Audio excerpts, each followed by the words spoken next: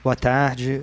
Vamos dar início a essa atividade. Agradeço ao Bruno, né, por ter organizado esse evento, trazer aqui para a Codeplan essa palestra do Evandro, que acho que vai ser super interessante, né? A gente está muito curioso e querendo aprender mais sobre o uso, né, desse banco de dados.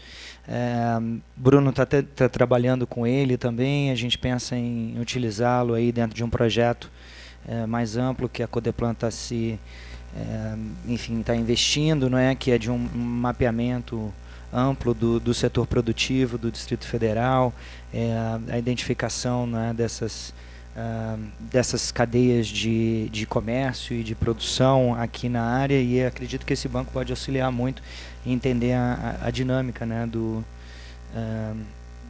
nosso setor econômico. Então, acho que vai ser um aprendizado interessante para a gente. O procedimento é que o Evandro apresenta por uns 40, 45 minutos e depois a gente abre para uma rodada de perguntas e comentários. Agradeço aqui a presença da professora Adelaida Pallavicini, é isso? Perfeito. Fonseca, do Programa de Pós-Graduação em Transportes da Engenharia Civil da UNB. E agradeço mais uma vez o Bruno por ter trazido o pessoal para cá.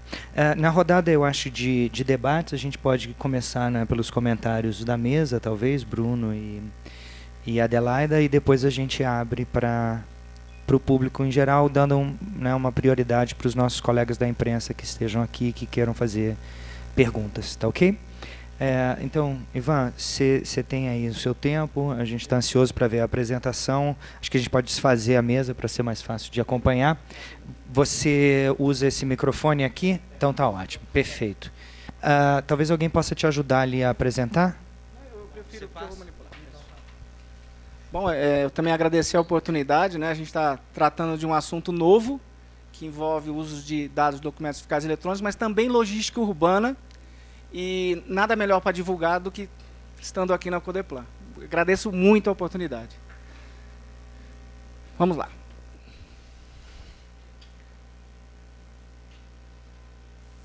O que nós vamos falar aqui hoje? A apresentação está estruturada da seguinte forma. É uma breve introdução. Nós vamos falar sobre documentos fiscais eletrônicos, como é que a gente obteve esses dados. Então, em termos de tratamento e validação desses dados, quer dizer, a gente extraiu, conseguimos os dados, mas eles conseguem representar fluxo de carga? Aí vem a validação dos dados. E vou focar muito na questão da aplicação da metodologia, quer dizer, a aplicação desses dados, né, usa a metodologia, aplicação desses dados. E aí eu vou trazer uma coisa que vai um pouco além da tese, que é o que a gente vem trabalhando agora, que é como que esses dados podem ser usados em tomadas de decisão para reduzir o impacto do transporte urbano de carga, ao mesmo tempo que ele aumenta o impacto ambiental, né, de tráfego e tudo, ao mesmo tempo que aumenta a eficiência do transporte urbano de cargas. Então, nós vamos falando sobre, obtive esses dados e soluções de logística urbana, que eu vou explicar logo em seguida. E, por fim, os próximos passos, que é o que a gente está pretendendo avançar em termos de estudo e projetos. Eu gosto muito de interagir com a plateia, assim. Quando vocês veem um caminhão na rua, qual a primeira coisa que vocês pensam assim, quando vocês estão dirigindo? Sair de trás dele, né? É uma coisa agradável? É um estorvo, não é? Pois bem, essa é a visão que a gente tem, que eu tenho, que todos nós temos. Agora, quando você toma um sorvete, uma bebida, ou se alimenta, quem levou isso até lá, ao local de consumo? Até que se evolua nos drones, o transporte é terrestre, é rodoviário, é o caminhão. E se esse caminhão transporta esse produto com multa, não tem lugar para parar, demora 40% a mais do tempo, o que vai acontecer com o produto que você consome? Fica mais caro. E a cidade se torna mais ineficiente. Ao ponto de, na China, houve intervenção de proibir a entrada de caminhão. Sabe o que aconteceu com a região? Faliu. Houve uma intervenção forte, de cima para baixo, e praticamente aniquilou o comércio naquela região. Ok? Inviabilizou. Os produtos daquela região ficaram tão mais caros do que o da vizinha, que as pessoas preferiam consumir em outro lugar. Ok? Então, mas essa é a visão que a gente tem. Caminhões rua, Isso é um prefeito lá de Salvador, orgulhoso por ter tirado os caminhões do centro da cidade que estavam entregando mercadorias. E se você vê ali um trecho da 23 de maio, em São Paulo, se não me engano, vê os acidentes que eles causam, olha a quantidade de caminhão que você tem ali. Ok? Então a gente trabalha bem em cima disso. Quer dizer, como é que eu posso fazer com que esses caminhões continuem a fluir, porque a gente precisa, a economia precisa deles, mas de modo mais eficiente, com menos impacto ambiental. É disso que nós vamos falar. Então nós vamos falar primeiro, conseguir as informações para poder interpretar esses movimentos e depois propor soluções. Então essa aqui é a nossa tese. O objetivo geral é desenvolver uma metodologia alternativa de obtenção de informações para o planejamento do transporte urbano de cargas a partir de dados e documentos fiscais eletrônicos. Só para frisar, planejamento de transporte urbano de pessoas existe, já bem consolidado. De cargas, até o que a gente sabe, não existe. Porque é muito mais complexo. E não há informação disponível. Quem tem a informação disponível não quer fornecer, que são as empresas, porque são dados sigilosos. O que a gente fez aqui na tese foi o quê? Eu sou auditor fiscal, então eu tenho acesso e estudo transportes. Então a gente tem acesso à base de dados da nota fiscal eletrônica. E foi com ela que a gente trabalhou em cima para produzir os movimentos de carga. E daí vem a inovação da tese. Os objetivos específicos da tese foram organizar as etapas de coleta dos dados, validar a aplicação e propor diferentes tipos de análises em transportes com esses dados. E o objetivo hoje, aqui, inclusive com a Codeplan e com vocês, é o quê? Primeiro, realçar a importância do transporte urbano de cargas. E segundo, mostrar que é possível planejar soluções em transporte urbano de cargas com maior eficiência e menor impacto ambiental, usando essas informações. Vocês vão ver que tem umas coisas bem interessantes. Vamos lá, primeira coisa que eu quero realçar com vocês, a importância do transporte urbano de cargas. Em geral, em algumas pesquisas, os caminhões que ficam nas ruas representam de 20% a 40%, até 40% das vagas ocupadas em estacionamentos. E muitas vezes vocês veem que em fila dupla, né? Parada onde não deve. Os veículos médios que são usados em transporte urbano de cargas, geralmente caminhoneta, 3/4, aqueles caminhões de até 3,5 toneladas, eles representam a maioria da emissão de poluentes no meio urbano, principalmente de nitratos, 61%. Isso aqui eu conjuguei uma pesquisa do Ministério do Meio Ambiente com o perfil da frota e fiz essa análise. Nos Estados Unidos, eles fizeram uma simulação, se eu fizesse 20% a mais de congestionamento, daria um prejuízo na região de Washington de 14 bilhões de dólares ano. Só de eu mexer e dificultar o tráfego de caminhões. Tem um dado que não está aqui, que eu achei curioso, eu não consegui, mas tem no TRB, que é um polo de desenvolvimento de pesquisas. Só para vocês terem uma ideia, o Walmart gasta para transportar da costa oeste para a costa leste dos Estados Unidos, o custo para transportar a mercadoria é o mesmo que entregar na região de Nova York. Então, eu trazer de trem da costa oeste até Nova York, atravessar os Estados Unidos, custa praticamente a mesma coisa quando eu desço essa mercadoria no entorno de Nova York e tento distribuir lá dentro. Só para vocês terem ideia do impacto que é o transporte urbano de cargas. E em São Paulo, nós vamos ver aqui umas decisões que o poder público tomou. Os congestionamentos paulistanos, o Sintra fez uma pesquisa em 2014, só os congestionamentos paulistanos geram uma perda de 14 bilhões de dólares ano para a economia, para a eficiência da cidade. Desses, 4 bilhões de reais, não são de dólares, são só de ineficiência no transporte urbano de cargas, com combustível, falta de produtividade, não consegue entregar o quanto poderia. Isso tudo é o quê? Custo de produto que nós consumimos. E pasmem, as soluções que o Brasil vem adotando, o que vocês, assim, vocês já tiveram notícia do como é que você evita o transporte urbano de cargas, como que você minimiza esse impacto? As decisões que o poder público toma no Brasil é o quê? Restringir o acesso de caminhões. Não é? O pessoal da Unicamp, o Sanches Júnior, ele fez uma tese e disse que 77% das medidas que o poder público no Brasil toma são de restrição de acesso dos caminhões. E aí eu vou fazer uma pausa nessa transparência para mostrar o que isso aconteceu. Em São Paulo, essa daqui ó, é a zona de restrição. 8 mil comércio, né, pontos de estabelecimentos. Em bebidas, isso aqui é de uma empresa de bebidas. 100 mil hectolitros mês, 120 caminhões por dia. O que aconteceu quando eles restringiram o acesso de caminhões de maior porte? 20% para cerca de 65% dos transportadores, né, portadores, tiveram um aumento de 20% na frota. O que eles fizeram? Onde tinha um caminhão médio, botaram 3 vans. Vocês acham que melhorou o tráfego? Tirando um caminhão de porte médio para 3 vans? Só aumentou a ineficiência, maior gasto de combustível e maior tráfego. Ou seja, a solução não é você impor uma decisão de restrição de acesso de caminhões. Não é por aí. E aí nós já vamos começar a falar de logística urbana. Eu vou dar um gancho aqui, que é o seguinte. Essa daqui é de restrição de caminhões. Aquela outra ali, ó, são fotos aqui do Distrito Federal. Então você vê os caminhões parados em fila dupla.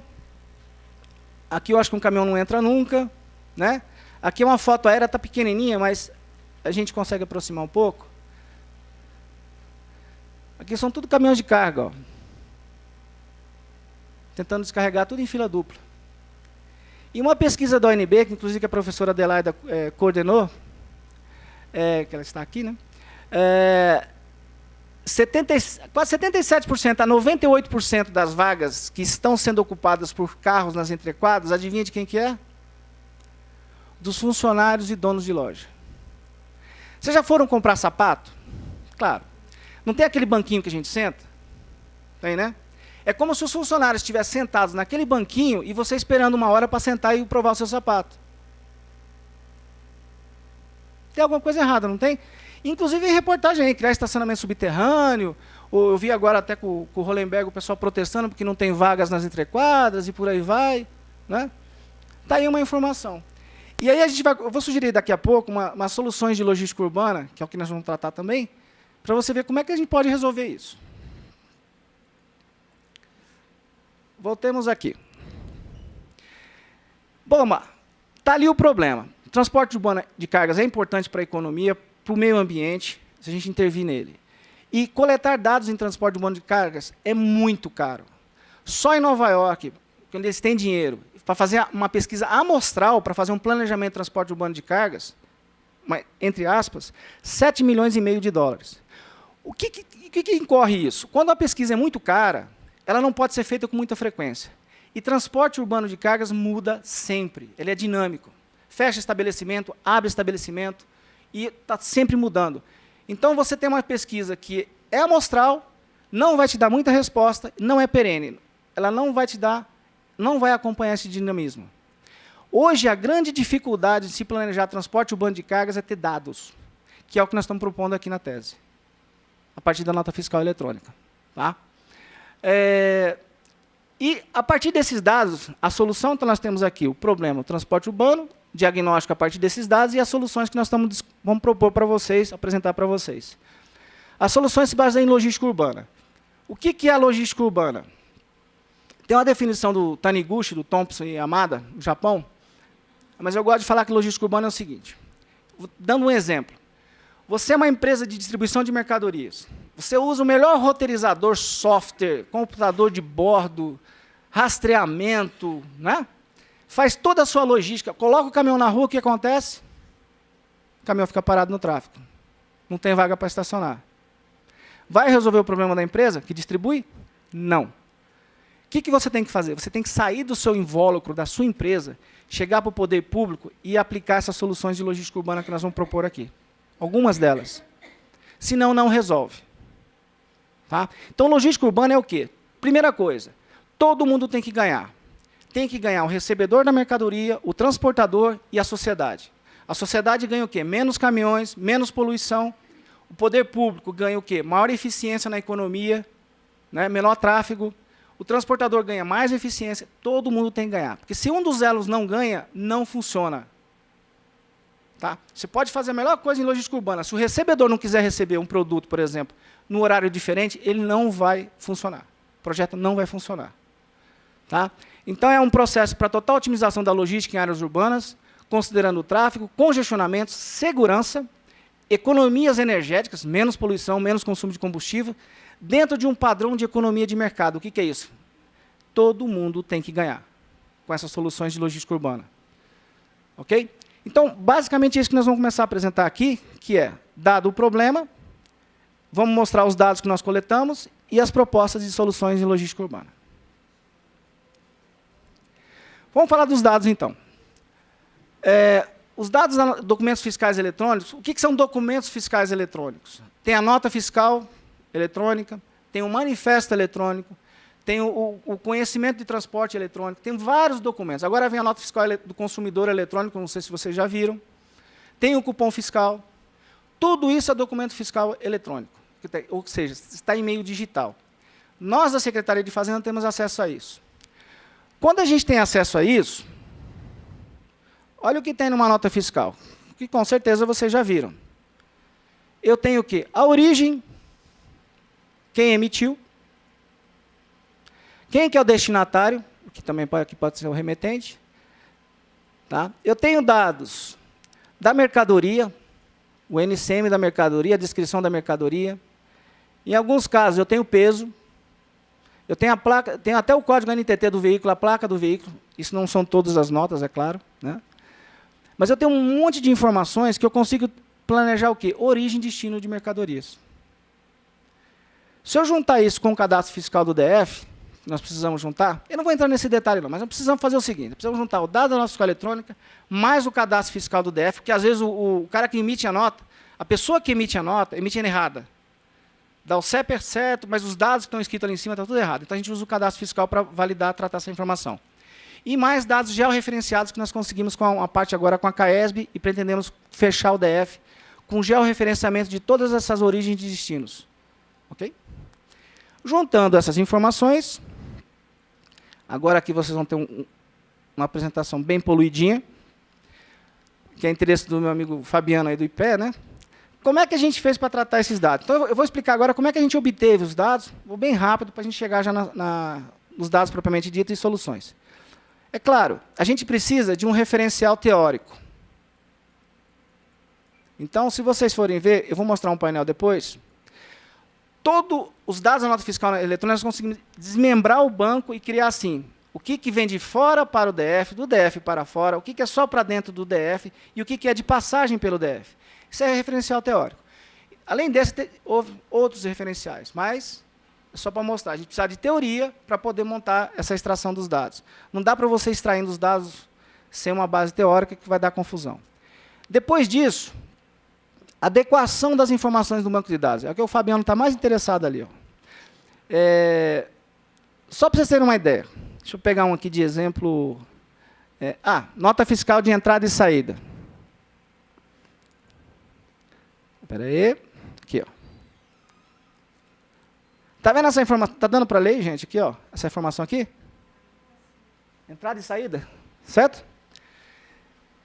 Bom, se a nota fiscal é de entrada, quem que é o destinatário da mercadoria? O emitente ou o destinatário? O emitente. É uma empresa, por exemplo, se você compra um produto de uma pessoa que é microempreendedora individual, ele não é obrigado a emitir nota. Então, mas a empresa que compra, ela precisa ter uma nota para chegar a essa mercadoria. Senão é sonegação. Então, o que ela faz? Ela não emite a nota saindo mercadoria dela. Ela emite uma nota entrando mercadoria para ela. No lugar do microempreendedor. Ok? Então, uma nota de entrada. Então, quem emitiu é o destinatário do fluxo de mercadoria, e não propriamente o destinatário da nota. Ok? Isso é só um tratamento. Nós fizemos aqui, então, se você não fizer isso, você vai tornar todo confuso o seu fluxo. Então, nós fizemos aqui, que nós anotamos, 10 adequações no banco de dados, entre compactação, tratamento desses dados, para poder espelhar a origem e destino das mercadorias. Que é essa parte aqui, usando um software ClickView. Depois disso, a gente teve que elaborar scripts, programação, uma parte desse fluxo aqui. Depois a gente passa para você, Fabiano, que é todo um fluxo que você tem. O banco de dados na fiscal eletrônica é muito pesado. Só para vocês terem uma ideia, o software que nós trabalhamos na Secretaria de Fazenda tem 1 TB de RAM. Não sei se mexe com informática tem noção do que é isso. É quase uma RAM de NASA, para poder tratar esses dados. Se eu rodar nesse computador aqui, ele trava. Só uma parte. Então, você precisa de um computador poderoso, a gente usa o servidor, você tem que tratar os dados em sequência, senão trava de novo. E, acompanhando esse fluxo, a gente consegue fazer. E, por fim, que é a elaboração do painel de análise. Esse aqui é o D. As contas, o que nós chegamos foi isso aqui, ó, da tese. Esse é um painel em que eu tenho aqui, ó. Eu quero fazer uma análise do quê? Origem interna, destino interno. Eu quero fazer só para o ano de 2014. Eu quero fazer para, por exemplo, razão social, um determinado tipo, uma empresa.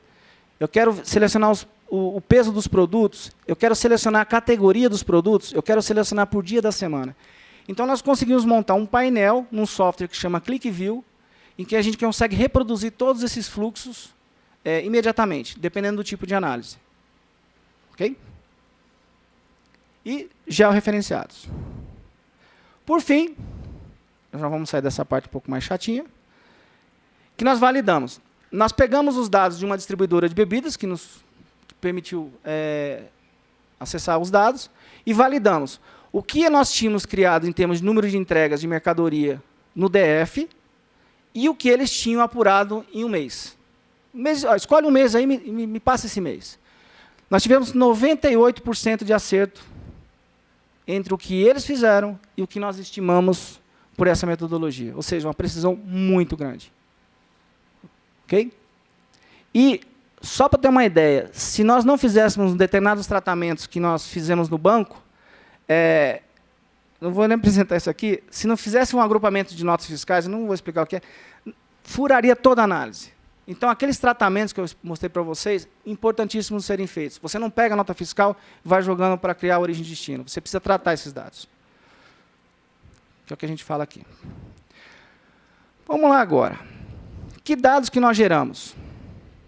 Então, vamos aqui. Nós mostramos como obtém os dados e a aplicação da metodologia. Né? O primeiro quadro que nós montamos foi esse aqui, ó. Tudo que sai do DF, origem interna, e fica no DF, representa 62% do número de entregas de emissão de notas fiscais. E representa 41% do valor econômico dessas transações. Todos esses percentuais são em relação ao total do próprio item. Tá? Interessante notar aqui, que corrobora o que a gente vê na Secretaria de Fazenda, que o DF é muito mais importador do que exportador de mercadorias. Então, se a gente vê de origem externa, estou mexendo aqui com o mouse, com destino interno, representa 23% do número de notas e 39% do volume. O que o DF exporta, ou seja, origem interna, destino para fora, apenas 15% do número de notas e 19% só do valor econômico. Então, é muito mais a gente importa do que exporta. Isso é um dado interessante, até que o Bruno está fazendo uma análise em cima. Outro dado interessante. Fluxos que vêm de fora para o Distrito Federal. 39% são para a pessoa física, consumidor final. E isso bate com a literatura. Então, e essencialmente, esse tipo de fluxo aqui é internet, ou venda porta a porta. É interessante notar aqui, por exemplo, cosméticos. Principalmente as mulheres, né? Os homens agora também estão usando bastante, né? Materiais elétricos, cosméticos. E em cosméticos, é interessante notar, que se você pega aqui e abre a empresa, tem uma empresa que se destaca. Tá? De venda porta a porta, eu acho que vocês devem até imaginar qual é o nome. Tá? Então, é um dado muito interessante. O fluxo com pessoa física é muito significativo. E aí, quando a gente fala de compra pela internet, eu já vou começar com a solução de logística urbana. A gente já referenciou esses fluxos. Então, aqui eu tenho um mapa por um determinado período em que eu consigo jogar os destinos de compra por internet ou de venda porta a porta no DF. E eu consigo ver para onde é que estão indo. Por um tipo de produto. No caso desse aqui, ó, foi só máquinas. Essencialmente o quê? Computadores, né? Material eletrônico. A gente analisando por dentro do banco de dados, a gente vê isso. Olha aqui. E faz sentido. Plano piloto. Alguma coisa aqui em Taguatinga, bastante significativa. Em Ceilândia também. Agora, O que eu faço com esse dado?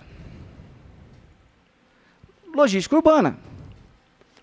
Vocês imaginam que... Quem você acha que vai entregar esse produto, pessoa física? Caminhão, não é? É isso? Vai ficar rodando a cidade inteira, batendo na porta da sua casa, você vai estar trabalhando, ele vai ter que voltar de novo. Já aconteceu isso com vocês ou não?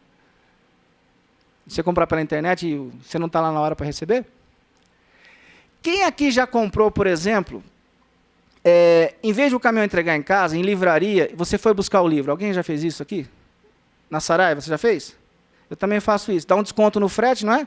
Aí que você fala assim, poxa, em vez do caminhão vir aqui entregar o livro, eu vou lá, porque eu vou passar naquele shopping mesmo, não é? Se descontinho lá, eu vou lá e tomo um sorvete, não é? Não é isso? Pois bem, a primeira solução de logística urbana é essa. Ao invés de você sair com o caminhão entregando nas cidades, eles chamam de locker banks. Esse aqui é um da DHL, que também já está ultrapassado. O que está acontecendo na Europa hoje? Eu comprei um computador pela internet. Tem a lojinha ali do seu Nassib que vende acessórios para computador. Certo? O seu Nassib fala assim, olha, o Dell, computadores, você não quer fazer uma parceria comigo, não? Eu recebo esse produto aqui na minha loja, claro, tem contrato de seguro, uma série de coisas, e só para o cara vir aqui buscar o laptop. Aí eu aproveito e faço o quê? Vendo um acessório para ele. Isso é o que não está mais acontecendo na Europa. Então, ao invés do caminhão sair entregando de casa em casa, não consegue achar as pessoas, tem que bater palma, às vezes o endereço está errado, ele deixa num shopping center só. Ao invés de fazer 30 entregas na cidade, ele faz 30 entregas de uma vez só, num shopping, e eu vou falar com você à noite. Vocês imaginam a redução de frota que daria nisso? Então, essa é uma das soluções. Aqui tem um quadro que mostra o grau de evolução dessas soluções na Europa. De 2008 a 2012, 30%, 150%, é o tipo de solução que eles estão dando, né? 55%. Isso aqui só são empresas, Kiala, Citíssimo, que estão operando com esse tipo de solução. Locker banks, tipo uma caixinha de correio que eu deixo lá para a transportadora entregar mercadoria no shopping ou num posto de gasolina. Compra um produto, passa no posto de gasolina, o posto de gasolina quer o quê? Você pare lá, abasteça e pega o produto. Taxa de crescimento de 2008 a 2012, dessa empresa aqui. Ó. Kiara, Citíssimo. E os custos geralmente envolvem de 15 centavos de euro a €1,50, dependendo do valor da mercadoria. Tá? Na França, isso representa 20%. Eu não consegui pegar o dado, mas por exemplo, na Dinamarca, isso já chega a 70%. O caminhão não entrega mais, as pessoas vão buscar em algum lugar.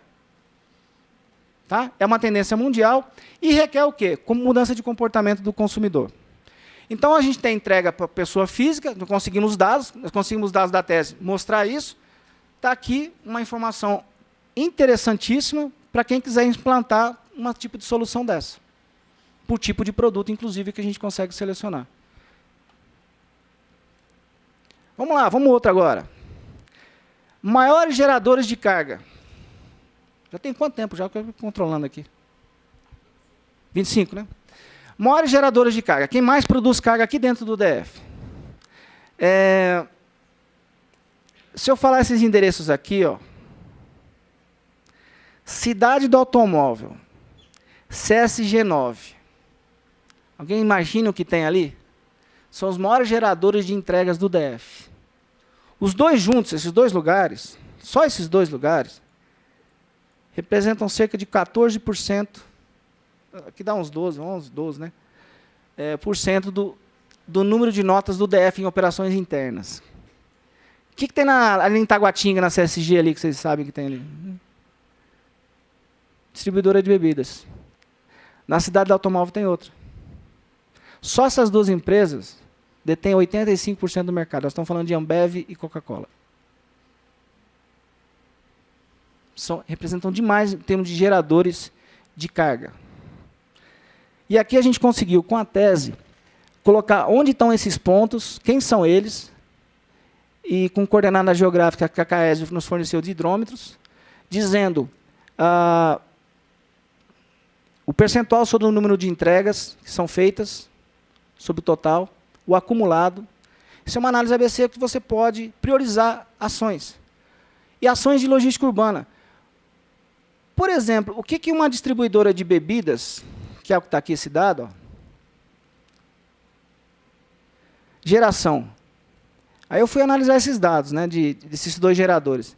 Bebidas, essencialmente bebidas, representam 14,4% da geração de entregas no DF. Duas empresas. Acho que é fácil chegar com elas e conversar, porque pelo menos já tem só duas empresas para conversar. Coca-Cola e Ambev. Ok? Maiores geradores. Destacou demais. Olha o pulo que dá aqui, ó. Depois vem materiais elétricos e por aí vai. Bom, essas são as informações da tese. O que pode ser feito em termos de logística urbana? Rota noturna. No meu mestrado, a gente fez uma análise junto à Coca-Cola e Ambev e várias outras distribuidoras de bebidas. Coca-Cola está aqui só por... que é o caminhãozinho que eu achei para o desenho aqui. Em simulação de rota noturna. Dá uma redução do número de caminhões, de custos, de 30%. Se esses caras fizessem uma implantação full, plena, dá para reduzir os custos de distribuição deles em 30%. Aí vocês perguntam, por que não fazem? Maior empecilho, segurança. Medo de entregar à noite. Mas alguns deles já estão caindo a ficha de que dá para entregar em áreas como plano piloto à noite, e deixar as áreas mais inseguras para entrega de dia, que inclusive são áreas menos congestionadas, de periferia. E nós estamos mantendo contato com algumas distribuidoras de bebidas para implantar essa rota noturna, eles estão interessados. Então, a partir desses dados, a gente identificou o quê? Dados da tese. Bebidas é um foco, fomos atrás deles, e para implantar a rota noturna, que é uma solução de logística urbana. Que eu falo assim, caminhão não precisa dormir. Hoje, os caminhões, por exemplo, que distribuem mercadorias, eles andam de dia, de noite eles ficam cansados, ficam no depósito dormindo, descansando. Dá para você usar os caminhões 2 vezes ao dia. Isso para a empresa, o maior custo de uma distribuidora de alimentos, qualquer um, é o custo fixo, é o custo do caminhão, não é o custo do quilômetro rodado, não. Dá para reduzir os custos e tirar 30% da frota que está de dia nos horários de pico em áreas congestionadas, dali. É um impacto significativo. Melhora a eficiência da distribuidora e reduz o impacto ambiental.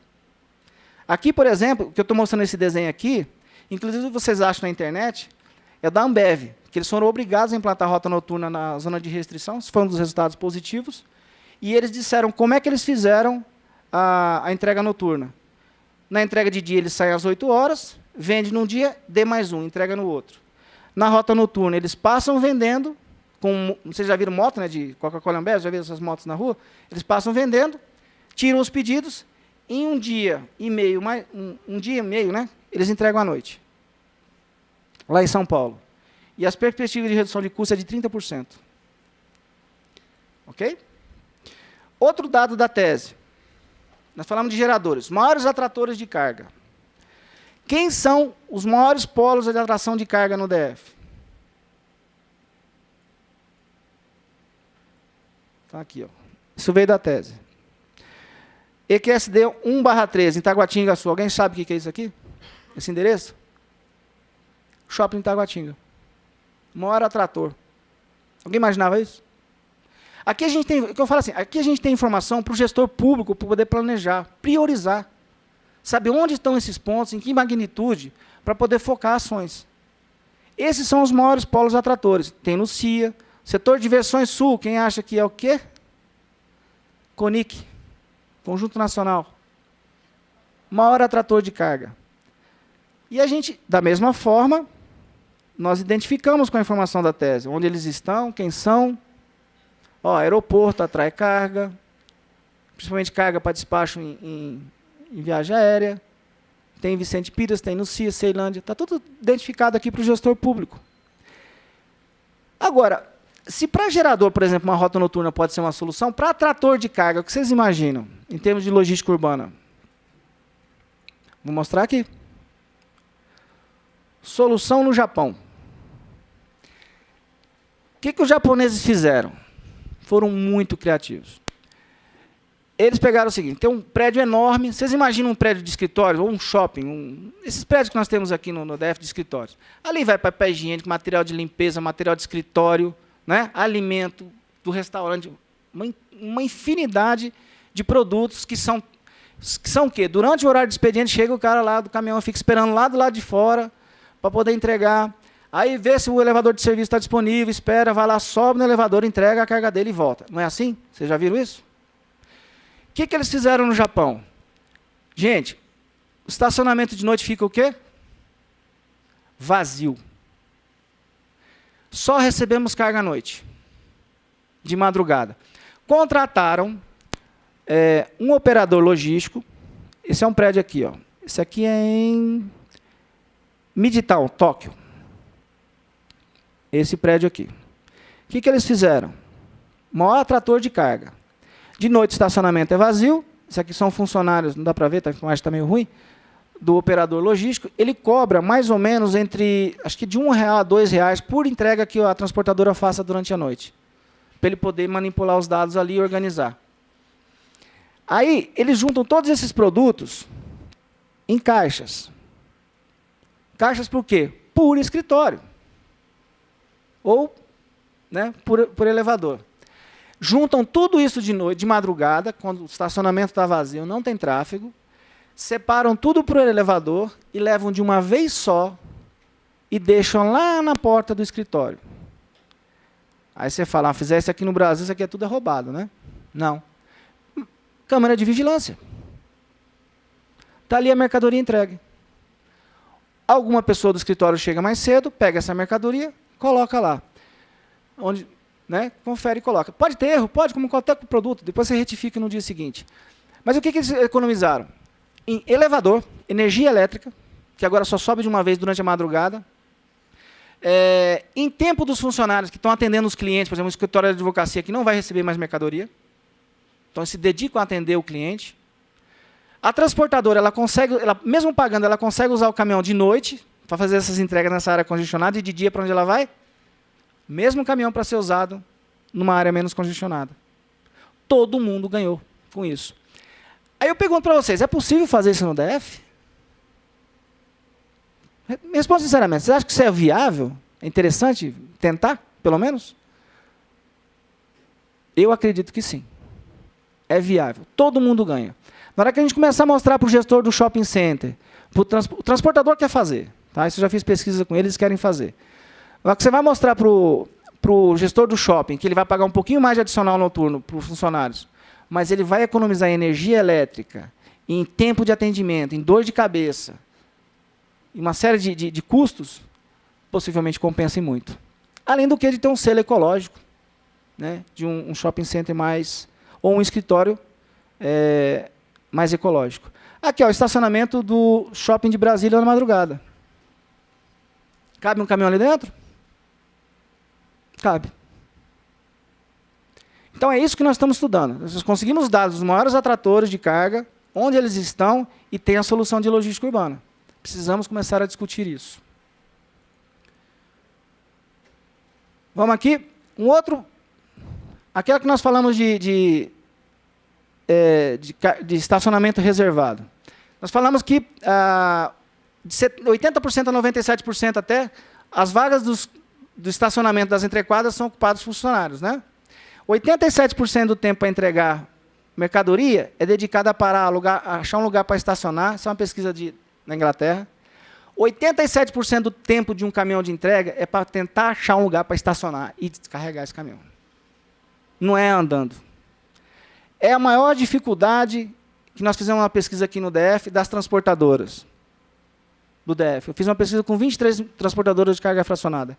É a maior dificuldade deles, estacionar. Isso aqui é uma base de um artigo. Bom, qual que é a solução de logística urbana? Estacionamento reservado. O que é isso? Vocês imaginam se esses empresários das entrequadras se unissem, um teste piloto, e falassem o seguinte: nós vamos trazer o nosso funcionário de transporte coletivo, ou vamos deixar esses carros numa área longe, mas que igual o pessoal dos tribunais estão fazendo. Eles deixam lá no Parque da Cidade o carro e vão de ônibus, um leva e traz. Vamos aliviar essa área comercial para deixar para os clientes?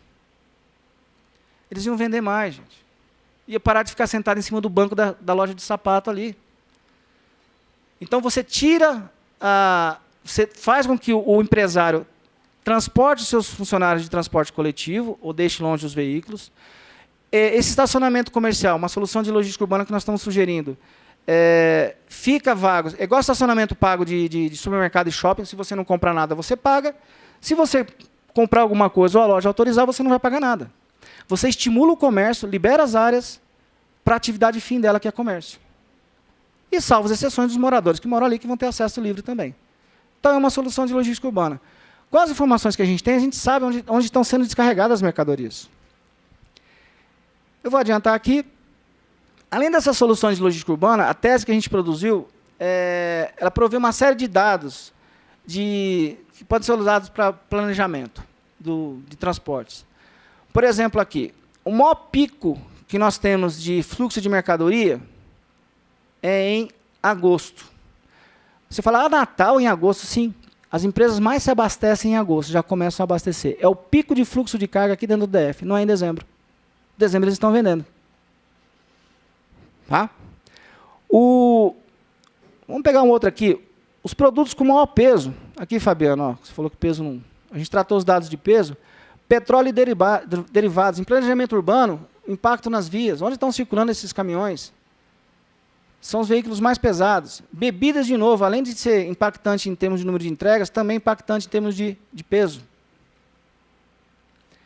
Além desses dados, a gente consegue montar com a tese uma base de informações para diversos tipos de modelagem. Por exemplo, o Bruno, né, o professor Bruno está aqui, ele foi até a Secretaria de Fazenda, a gente disponibilizou os dados e ele está fazendo agora uma matriz de insumo-produto, não é isso, Bruno? Né, para o Distrito Federal. Estou enganado, né? É uma matriz do tipo assim, que você, como do tomador de decisão, você pode dizer, olha, insumo-produto, de onde estão vindo os insumos que o DF consome? Para suas indústrias, por exemplo. Será que a gente não consegue produzir isso aqui? Então, essa tese, essa metodologia que a gente montou, como eu falo, o Bruno já foi lá beber da fonte, já pegou a informação e está trabalhando em cima. Então, dá para fazer uma série de modelagens com esses dados que nós produzimos. Uma análise que nós fizemos aqui, ó, é matriz origem e destino de entregas. Nós selecionamos só 8 atacadistas, os 8 maiores atacadistas de alimentos do DF. Foi interessante notar que os maiores fluxos vêm de Goiás. Interessante isso, né? Então, um dos maiores fornecedores nossos de alimentos, em termos para os atacadistas, pelo menos, né? E isso eu via, eu trabalhei em posto fiscal, a gente via no posto Ana, ali, que chega de Goiânia, tanto que vem de Rio Vermelho, vem de diversos atacadistas, de Goiânia para cá. Os caminhões não ficam aqui, eles vêm de fora, vêm de Anápolis, vêm de Goiânia. Tá? Então, a gente conseguiu montar uma base com o número de entregas, de origem e destino, e as distâncias dessas viagens. E, por fim, com o meu amigo Fernando Munhoz Pipicano, colombiano, meu amigo, né? Trouxe um café maravilhoso lá da Colômbia, muito bom, obrigado. O que aconteceu? Quando eu terminei a tese, eu não consegui produzir o que eu queria. A gente só conseguiu chegar até liberar os dados e mostrar onde ele poderia ser usado. Aí eu fiquei frustrado, né? Aí o Fernando topou e ele está dando continuidade a isso. E ele já conseguiu produzir, com os dados que a gente tem da metodologia, uma simulação, aqui, ó, Fabiano, de viagens. O Fernando ele já está reproduzindo quais seriam as rotas desses caminhões de entrega. Com algumas informações mais precisas, e nós vamos validar. Tem uma distribuidora de bebidas que já topou fornecer os dados reais para a gente comparar.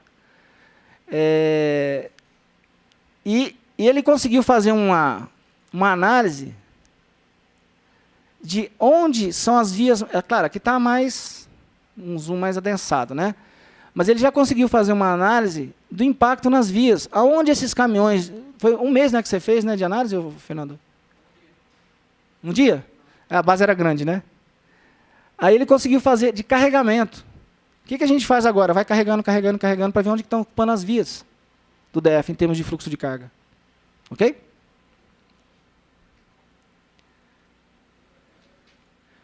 Bom, acabando. Deu quanto tempo já? Estourou? Bom, a gente produziu essas informações, gerou uma base de dados riquíssima, tem soluções para elas, e a gente quer avançar nisso. Os próximos passos que a gente tem Nós conseguimos produzir um artigo agora, que é Exploring Careers Perception about City Logistics Initiatives, que ganhou um prêmio em Washington. Por quê? Eles conseguiram, a gente conseguiu uma base de informações que eles não têm. A gente entrevistou 23 transportadoras e as soluções de logística urbana, como é que os transportadores veem essas soluções, onde é possível aplicar, onde não é. E a gente gerou um quadro, resumo, como esse daqui. Ó. Por exemplo, aqui é rota noturna, ó, eles chamam de off-hour delivery. Né? Rota noturna, a coisa que mais pega na rota noturna, está ruim para vocês verem, é suporte do governo, que é o quê? Segurança. A coisa que mais dificulta a rota noturna é segurança. Tá? E aí nós conseguimos fazer uma abstração nesse artigo de como é que a gente poderia implantar essas soluções de logística urbana da visão dos transportadores. E nós estamos fechando agora uma parceria com a Chalmers University, da Suécia, um professor que a gente escreveu junto esse artigo, e a gente quer desenvolver essas pesquisas, que eles são expertos em modelagem, tem um know-how bem forte nisso, a gente tem os dados, e a gente quer desenvolver mais pesquisas junto. Eles ficaram muito interessados em saber dessas informações da nota fiscal eletrônica. Eles não têm. Na Suécia não tem a informação que a gente tem, tá vendo? Nós somos melhores. Tá vendo? Brasileira, solução brasileira. Na hora que eu falei para ele, ele falou assim, não, manda para mim. Ele está mandando uma carta agora de sigilo, a Secretaria de Fazenda, com a mente aberta, topou.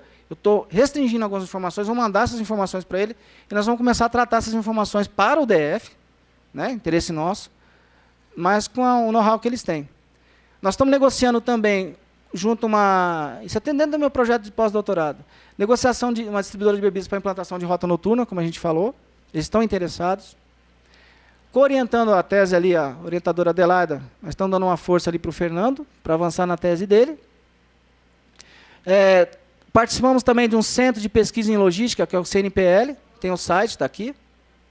São vários pesquisadores, mestres, doutores da UNB, que estão envolvidos não só com logística urbana, mas também com transporte de resíduos sólidos, acessibilidade, portos, né? E por aí vai. Uma série de pesquisadores em diferentes áreas que a gente está procurando desenvolver esse tipo de pesquisa.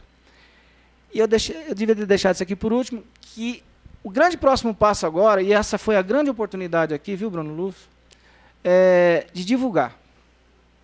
Né? Vocês têm contato com outras pessoas do poder público, são os que fornecem informações para fomentar o desenvolvimento sustentável do DF e tal. Estamos à disposição, muito obrigado mesmo por essa oportunidade, e que a gente avance no uso dessas informações e, quiçá, que vocês nos apresentem também, né, abram as portas, para a gente poder discutir essas soluções de logística urbana, com base nessas informações. Ok? E obrigado. Perguntas? Vamos recompor a mesa, por favor. Por favor, professora.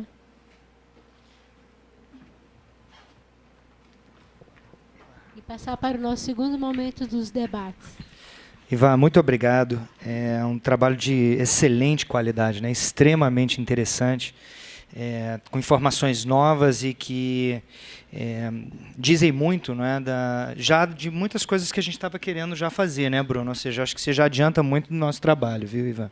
E é excelente também a gente perceber o grau de capacidade técnica, né, dos nossos funcionários no GDF, né? A Secretaria de Fazenda é um órgão que tem aí um capital humano fortíssimo e que para a Codeplan essa aproximação é necessária, tá? É obrigatória, na verdade. Então, a gente conta contigo, Ivandro, para continuar essa conversa.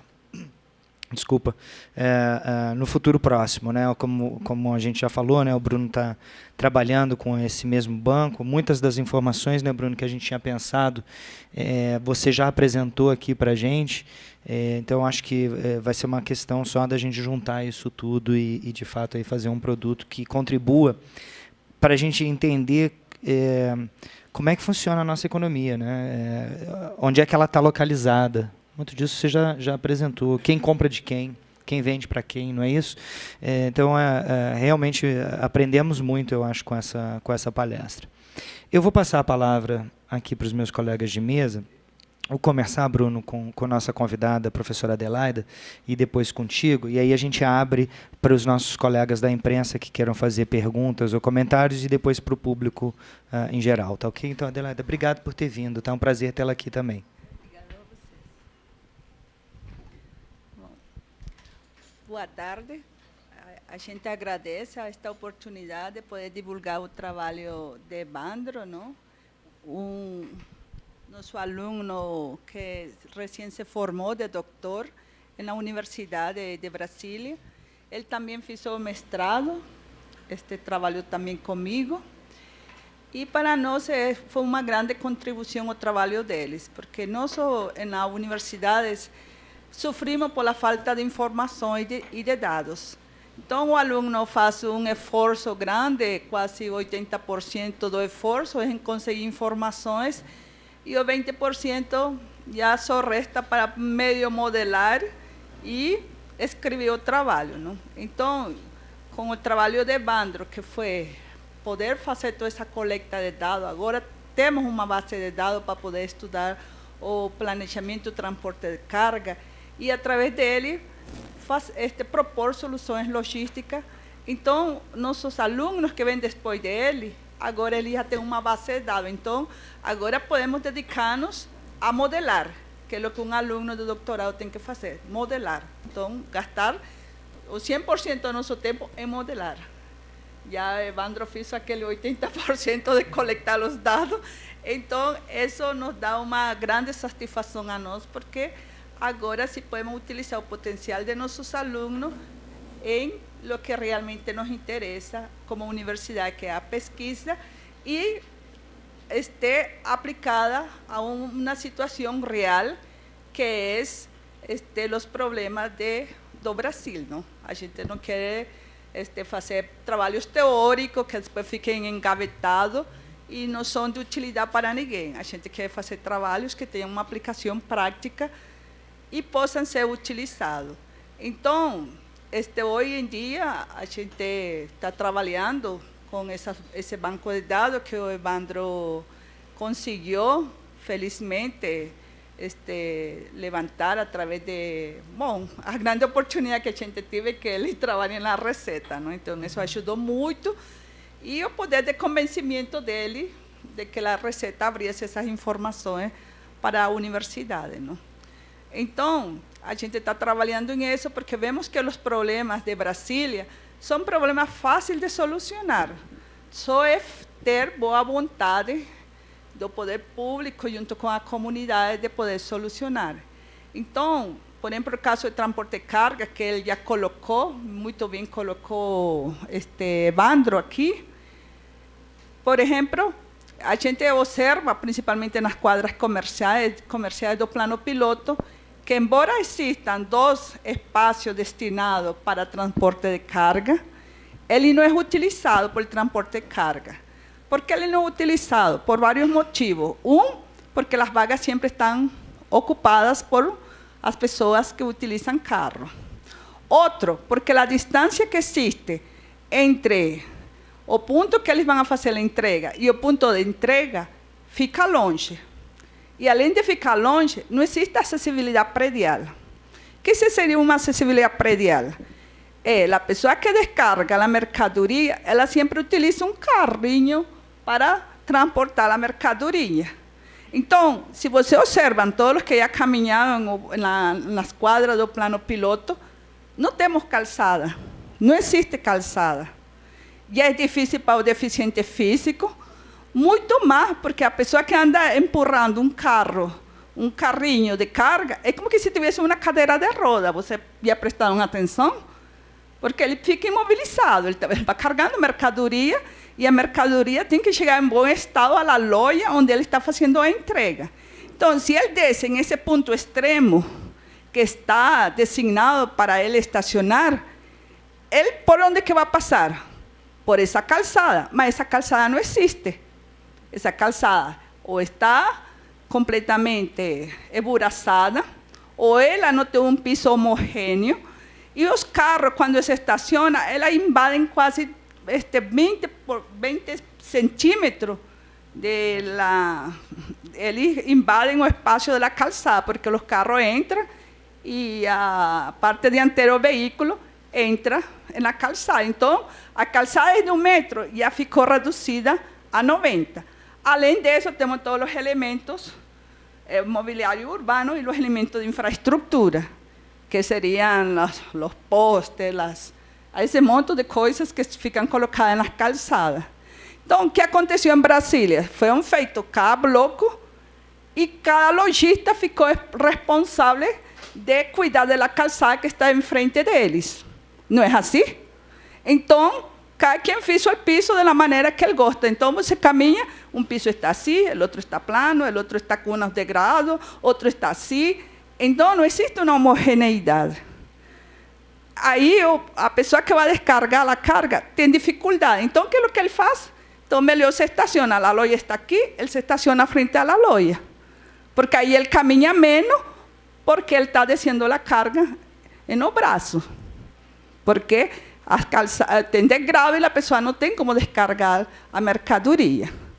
Então, outra situação que está nas quadras comerciais é a má localização de todos os containers de lixo. Então, os containers de lixo, por grande sabedoria, foram colocados ao lado do deficiente físico e ao lado do idoso. E ao lado onde o pedestre passa, na faixa de pedestre. Vocês prestaram atenção? Tem essa meia saliente. Então, está a vaga do idoso aqui, a vaga do deficiente físico aqui, tem a vaga do container de lixo aqui e a vaga do container de lixo aqui. E a passagem do pedestre. Então, o pedestre fica aí esperando a passagem e respirando o cheiro do lixo, entende?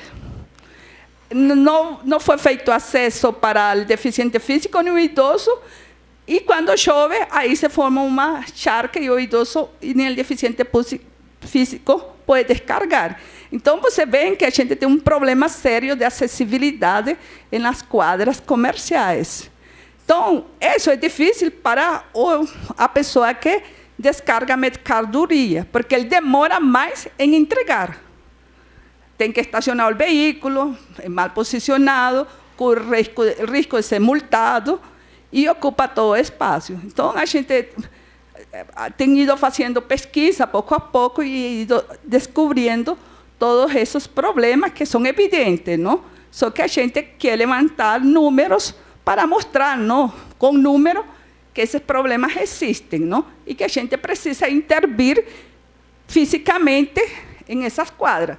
Porque existem as normas técnicas de acessibilidade, só que a população não cobra ao poder público que essas normas sejam cumpridas, porque existem as normas. Ou seja, é questão de exigir a las quadras comerciais que as normas sejam aplicadas para a questão de acessibilidade predial. Então, todas essas questões ajudam e a gente quer contribuir com o poder público e a comunidade a encontrar soluções que ajudem na melhoria no visual da cidade, porque a cidade não fica muito boa. Por exemplo, se a gente dá um passeio por toda Brasília, as casas mais jogadas, as vagas de deficiente físico ocupadas por pessoas que não são deficientes físicos. Então, é como um meio desordem, veículos estacionados em qualquer canto para descarregar cargas, e não fica bom para o visual da cidade. Então, esses trabalhos são para ajudar a encontrar soluções de forma conjunta e poder ajudar com o desenvolvimento das cidades, e aquela capital nosso é exemplo de uma cidade com um urbanismo e um visual muito melhor. Obrigada. Bom, em primeiro lugar, eu queria agradecer ao Evandro. Desde o primeiro momento que eu fui à Secretaria de Fazenda, ele sempre foi essa pessoa altruísta que ele se mostrou hoje. E a base de dados realmente é fantástica, né? A gente eu acho que pelo menos em algum momento a burocracia do Brasil tinha que render algum fruto, né? E eu acho que essa é a grande eu acho que mensagem desse trabalho e do que essa base pode render para o planejamento, a gente ter esse conhecimento quase em tempo real do funcionamento da economia do DF, né? Então, acho que essa é uma base muito rica e nós estamos trabalhando na ideia de tentar montar primeiro essa matriz de comércio, ver esses fluxos e, quem sabe, a gente conseguir migrar para a ideia de montar a matriz insumo-produto. Eu queria só fazer 2 perguntas, quer dizer, eu não sou especialista em transporte, mas tinha 2 dúvidas. A primeira era daquele fluxo de carga que atravessa o DF, quanto que isso representa em termos de aumento de volume de transporte no DF? Quer dizer, se tivesse alguma alça ou algum desvio de trânsito no DF, quanto que isso representaria, né? E uma outra pergunta em redução de tráfego, né? Uma outra pergunta dentro de shopping, já não é obrigatório o sujeito entregar fora do horário comercial? Quer dizer, era uma dúvida que eu tinha, quer dizer, que eu vejo, sei lá, meus meninos vão para o shopping, eu sempre vejo a Tokstok entregando depois das 10 horas, quando ninguém mais está lá. Eram essas 2 perguntas só que eu tinha de dúvida, mas eu tenho outras coisas, depois a gente conversa. Você anota essas 2? Sim. Vamos abrir para perguntas e comentários da plateia e depois a gente retorna para você, tá bom, Ivan? Alguém tem alguma pergunta? Minha dúvida, na verdade, é a mesma dele. Quando eu vi o mapa no estudo do senhor, me chamou muita atenção aquele fluxo pesado ali, da demanda que o senhor me falou. Você falou que é desejo de fluxo? Linha de desejo. Linha de Goiânia. Linha de desejo, eu queria saber justamente isso, sabe, de que forma que isso impacta, se a pesquisa do senhor avançou nesse sentido, sabe, do transtorno que isso causa, do impacto ambiental, por exemplo, para a questão do trânsito. Uhum. E outra coisa que eu gostaria de saber é o seguinte: com base nesse estudo do senhor, a gente já teria como fazer já colocá-lo em prática, caso houvesse aí a concordância das empresas e começar a testar? O que precisaria para a gente colocar esse estudo em prática? Porque, pelo que o senhor apresentou, os resultados vão ser favoráveis para o conjunto da sociedade, né? Já daria para colocar em prática? O que falta para isso? Começa a responder? Mais alguma? Tem uma... Só um minuto, Cristina, deixa eu pegar o... Lá atrás. Praga, lá atrás. Consegue? O plano tem uma arquitetura, vamos dizer, enfim, particular em relação às demais áreas, se essas estratégias que vocês veem de, enfim, logística, se elas se diferenciam de alguma maneira para as outras cidades.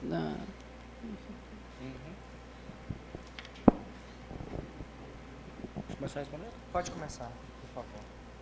Tá. Vamos lá. Primeiro eu vou responder aquela questão do shopping. Na verdade, o horário do shopping é o que convém ao shopping. E é no horário comercial. Eles vão, se não me engano, assim, até às 11 tem que entregar tudo, senão não recebe mais. Então, eles forçam os caminhões. Se você for lá de manhã, você vai ver, inclusive supermercados, eles forçam os caminhões a entregar num horário extremamente restrito. E uma pesquisa que a gente fez, não de shopping, mas de supermercado, vocês imaginam qual a média de entregas de um caminhão? Quantos supermercados um caminhão consegue fazer por dia? Enquanto no varejo, normalmente, a distribuição de mercadorias, você consegue fazer de 30 até 40 entregas por dia, o supermercado é uma só. E não depende do volume de produto. Eles, entre aspas, eles não se importam de deixar o transportador lá parado. Isso é uma reclamação tanto dos transportadores de carga fracionada, quanto que eu tive agora com os distribuidores de bebidas. Então, na verdade, eles carregam no horário comercial mesmo e com restrições.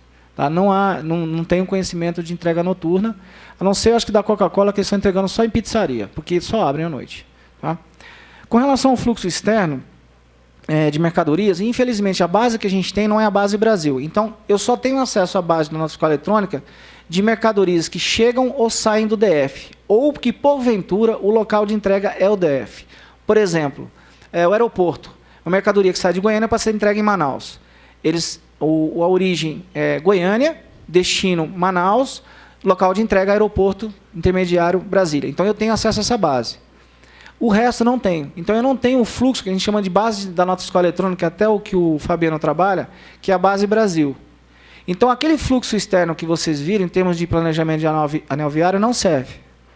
Eu precisaria da base Brasil, para saber exatamente a origem.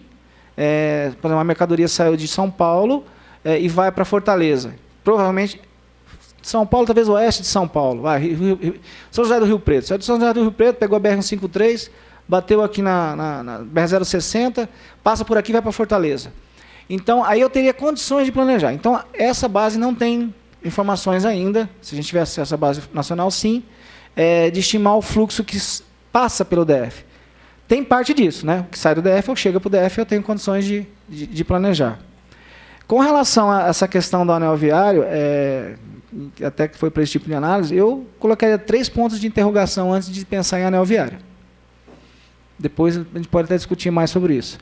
Porque, na verdade, o que a gente nota, e eu trabalhei em impostos fiscais nessas fronteiras, tanto lá no 020 quanto aqui no 060, é muito pequeno o fluxo que, como ocorre em São Paulo, em que você tem mercadorias que tem que passar pelo anel viário para ir para o Rio de Janeiro, um grande centro consumidor. E o trânsito de mercadorias que sai dos grandes centros, Rio de Janeiro e São Paulo, não passa por aqui. Passa pela BR-111, ou por aí vai. Tá? Então, pensaria 2 vezes. E essa base também não daria informações para fazer esse tipo de planejamento. Não, é só uma forma de expressar. Eu pensaria 3 vezes antes de pensar em anel viário. Eu acho isso... E outra coisa. Tem uma questão em logística urbana, os transportadores, os estudiosos falam, que é o seguinte: quando você abre um anel viário, você causa o que eles falam de sprawl, que é espalhamento urbano. Tá? Se você criar um anel viário em Brasília, você vai começar a ter um monte de áreas ambientalmente protegidas, sendo ocupadas com comércio, para uma coisa que eu imagino que não seja tão necessária. Eu acho que se o governo tivesse dinheiro para investir, eu investiria em transporte coletivo urbano de pessoas, e não nisso. Tá? Porque a maior parte do tráfego que gera nessas vias aqui, a gente vê os caminhões da Ciplan atrasando a gente ali na PNB, coisa do tipo, esse é o mínimo. O que realmente atrasa mesmo são os carros. Então, eu não pensaria muito nessa ideia, não. Essa é uma opinião minha, né? Bom, o que precisaria para colocar em prática, né? Se daria para colocar em prática? Claro que dá para colocar em prática. Eu trabalhei 9 anos na Ambev, antes de... Aí eu decidi mudar de vida, falei, vou estudar e vou arrumar um emprego público, que eu possa trabalhar feliz. Né? A Ambev é uma empresa maravilhosa, né? Mas é o perfil de cada um. Então, aí eu decidi continuar o que eu aprendi na Ambev, estudando, fazendo mestrado e doutorado. Mas eu tenho essa experiência de implantação de projetos. E dessa experiência eu posso afirmar, dá para implantar sim. Já estamos em condições de implantar em shoppings, centros de consolidação de carga urbana, que é aquilo que a gente viu ali do predinho japonês, dá para fazer. Eu tenho uma apresentação numa distribuidora de bebidas agora, essa semana, tentando mostrar para eles, com simulação nos roteirizadores deles, de que é possível reduzir custo e reduzir o impacto ambiental com rota noturna. Eles estão interessados nisso. Então, dá sim. Trânsito, o senhor teria uma estimativa que o senhor disse que reduziria os custos da empresa, especialmente o custo fixo, em cerca de 30%. Em termos de trânsito, que é o que as pessoas que não são empresários e não são consumidores diretos, né, assim, compradores, vão sentir. O senhor tem essa estimativa? Conseguiu traçar essa estimativa? Não, porque é o seguinte, eu precisaria fazer uma análise, eu preciso fazer uma análise conjunta em transporte de pessoas e de carga. Eu só tenho de carga. Tá? Mas o que dá para a gente adiantar? Se a gente pega que 14% das entregas urbanas são feitas por bebidas, e se uma distribuidora dessa de bebida topa fazer rota noturna, a outra faz também, porque eu conheço como é que é a história. Você implantou um, não funcionou e deu dinheiro, o outro vai pegar logo, logo. Tá? Então, se a Ambev implantar primeiro, a Coca-Cola vem atrás. Se a Coca-Cola fizer primeiro, a Ambev vem atrás. E aí nós estamos falando de uma redução de 30% na frota desses caminhões. Eu estimo mais ou menos que essas empresas devem ter mais ou menos uns 300 a 350 caminhões. 30% disso são 90 caminhões a menos na rua. Tá? As outras soluções de logística urbana, a gente vê ali, estacionamento reservado reduziu em 56% a necessidade de caminhões nas ruas, no Japão. Né? O centro de... Você imagina só, eu até convidaria vocês, um dia se fosse ao shopping, o Conic, até às 11 horas da manhã, o tanto de caminhão que tem ali. Né? Então, uma solução de logística urbana nas entrequadras que dá para fazer, né? Deixando uma vaga reservada para o caminhão carga-descarga. Não sei se vocês sabem que as entrequadras foram feitas para carga e descarga, né? O local de venda era o fundo de frente para o prédio, né? Aí a sociedade é um ambiente dinâmico, né? Alterou. Então, se fizer um estacionamento comercial e tentar fazer, como já existe nos mercados que a gente vai, se você consumir tanto, você não paga nada. Não é? Implantar um negócio desse, vocês imaginam o quanto que pode alavancar a economia dessas áreas? Então, eu acredito que dá para implantar e alguns resultados que são de fora dá para estimar por aí, né? Uma redução significativa em termos de caminhões e de dinamismo na economia também. Se essas estratégias se diferenciam em outras cidades, em relação ao plano piloto, eu não vejo. Não vejo. Até porque o que poderia o plano piloto travar um pouco seria pelo tombamento, né? Mas nós não estamos falando de mexer em estrutura, nada. Não vou mexer em nada. Então, se você vai instalar um estacionamento comercial, basicamente é uma mudança de processo, não precisa quebrar nada, inventar nada. Se você vai fazer um recebimento noturno em shopping center, é só usar o estacionamento que está lá, sozinho, desamparado, sem nenhum caminhão visitando ele da madrugada. Então, o que precisaria mudar é só a questão de segurança um pouco mais. Então, é aplicável sim. Mesmo para Brasília com as suas características. Tá? Eu tenho uma pergunta. Alguém mais tem perguntas, pessoal? Você tem? Esther? Fabiano. Você quer pegar? Precisa do microfone? Você está gravando, né? É por isso que precisa. Tá.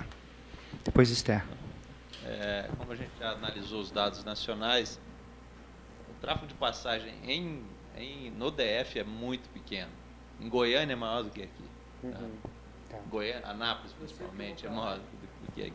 Aqui é muito baixo, então não tem muito sentido mesmo um anel viário para resolver tráfego de passagem. Esther? Assim, uma preocupação minha, eu moro ao lado de um shopping aqui em Brasília, bem ao lado mesmo. E durante a construção desse shopping, os caminhões faziam muita entrega, as construções foram feitas basicamente à noite. E os caminhões faziam entrega do material dessa construção à noite.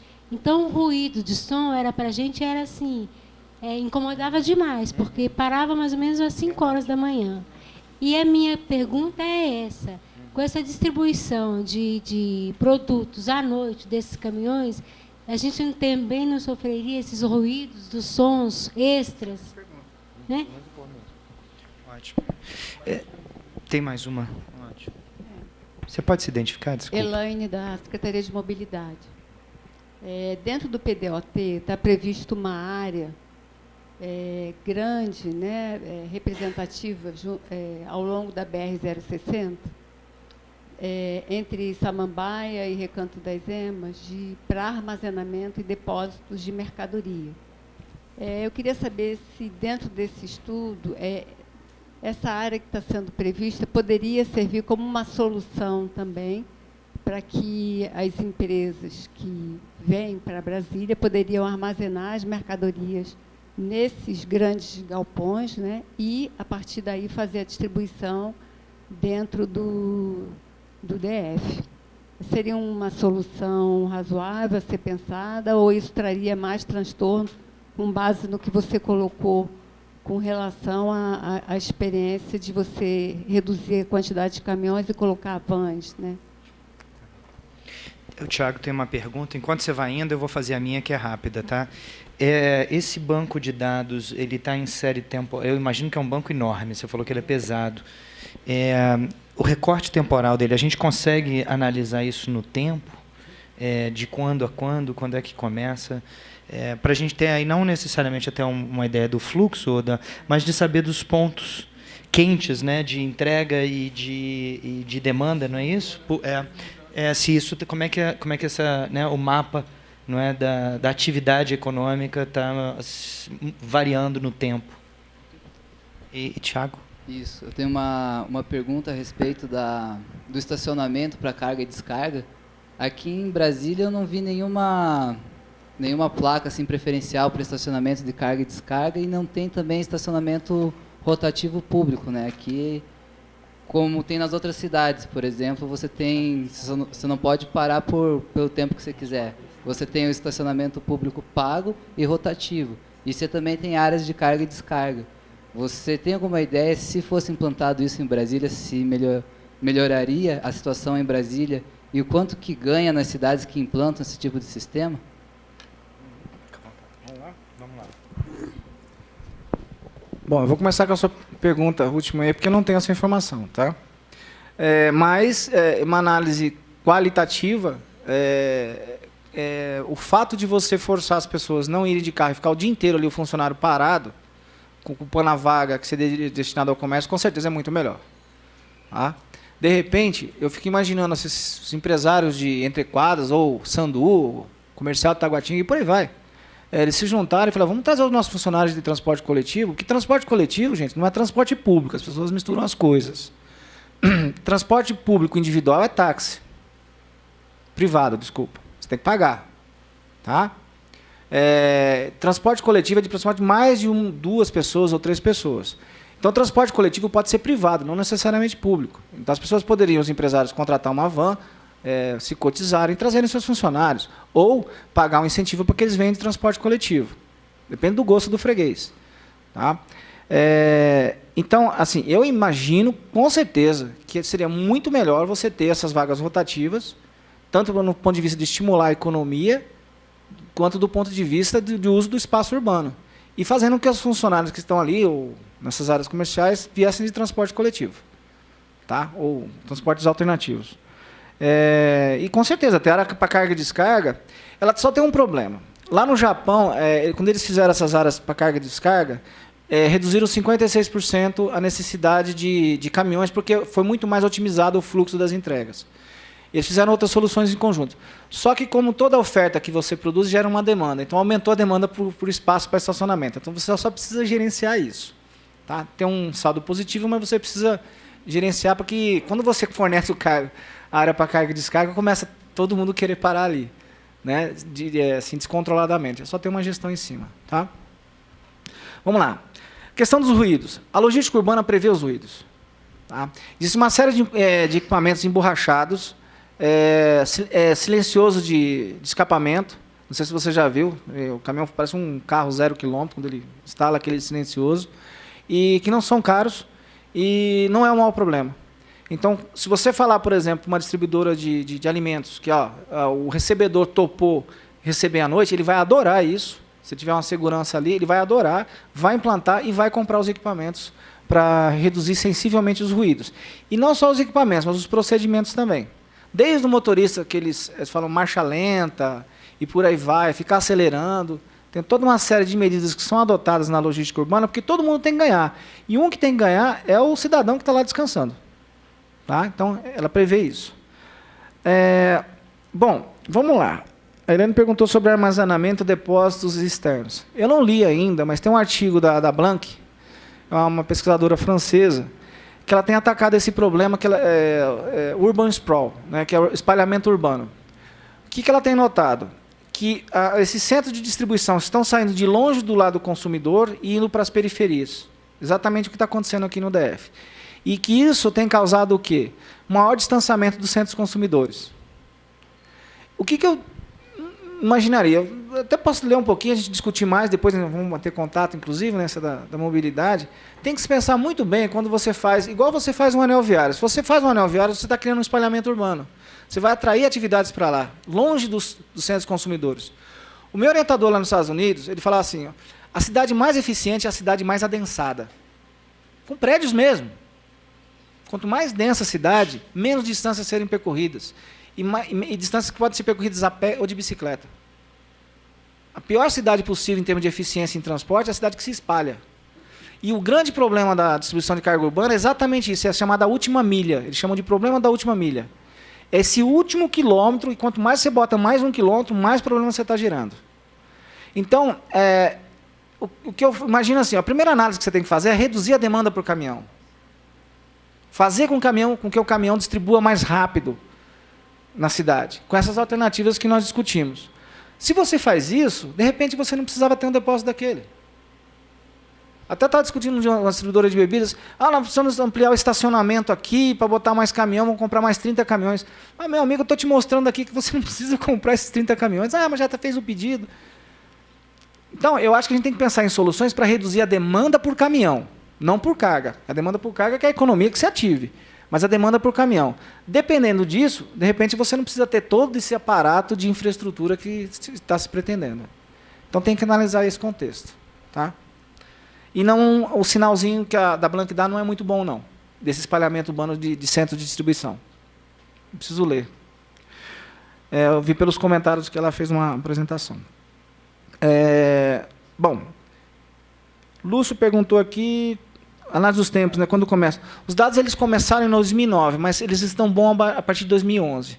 De lá para cá, a gente tem tudo isso armazenado. Então, é possível usar. Inclusive, quando eu fiz a análise de sazonalidade, um professor de economia falou, ó, sazonalidade anual, você tem que fazer, você vai corroborar, ele deu uma chamada na banca, ele falou assim, você só faz com 5 anos de dados. Tá? Então, você precisa, para você tirar uma sazonalidade anual, você precisa de 5 anos de amostra. Aí eu tive que ir lá no banco e peguei exatamente 4 ou 5 anos. Eu peguei lá de 2011, incluindo, e 2014. 11, 12, 13, 14, e eu fiz a média e ele topou. Então, tem esse banco aí, desde 2011 já está bom para usar. Tá?